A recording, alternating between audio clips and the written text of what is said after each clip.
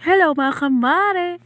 For today's video ay maglilinis tayo ng ref. Dinifrost ko nga pala ito kagabi. Okay, kasi nga makapal na yung yelo ng freezer. Yung ref hindi pa naman madumi talaga kaso lang yung yelo niya is makapal na. Pag kumakapal kasi yung yelo ng freezer, konti na lang may ilalagay. Kaya ayun, naisipin ko nang i-defrost. At ayan nga, tinatanggal ko muna yung mga soft drinks at yung ibang nakalagay sa freezer. Para mapunasan ko siya ng konti. Konting punas lang kasi hindi pa talaga siya madumi.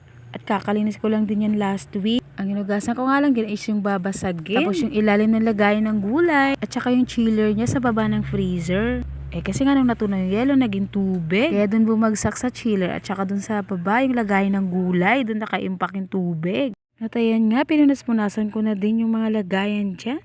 Para mabawasan ng dumi, cherries.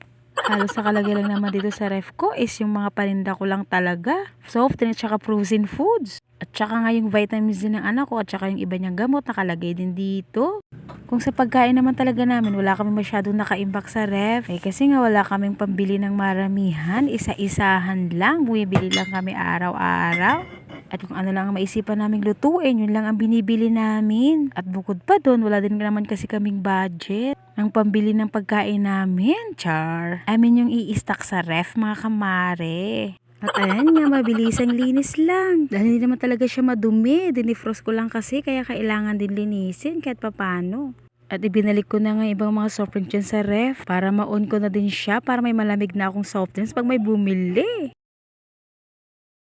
At chinek ko na nga din yung kailangan lang itapon. Katulad nga ng anak ko, pag may natitira siyang pagkain, kutsari biskwit, ilalagay niya sa ref. Tapos nakakalimutan niya kaya naninigas na. Kaya ginagawa ko, tinatapon ko na lang.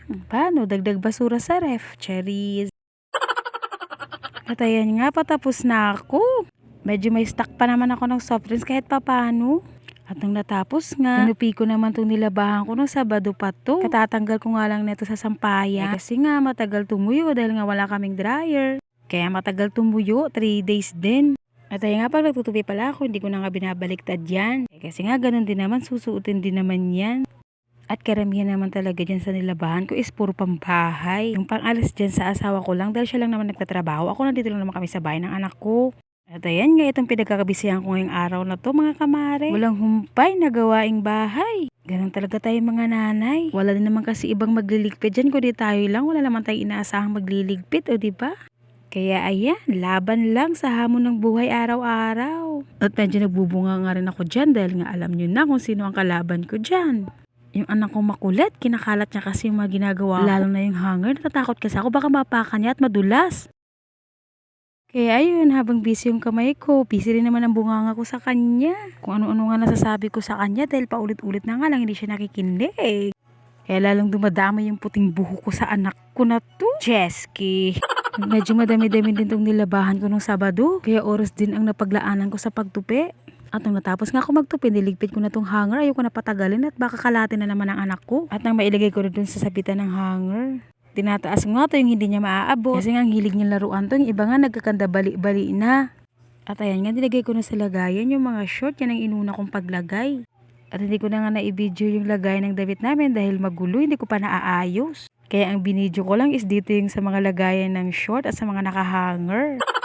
Wala pa kasi akong time, mga kamare, ayusin yung mga damitan namin. At yun lang, mga kamare. Salamat sa panunood.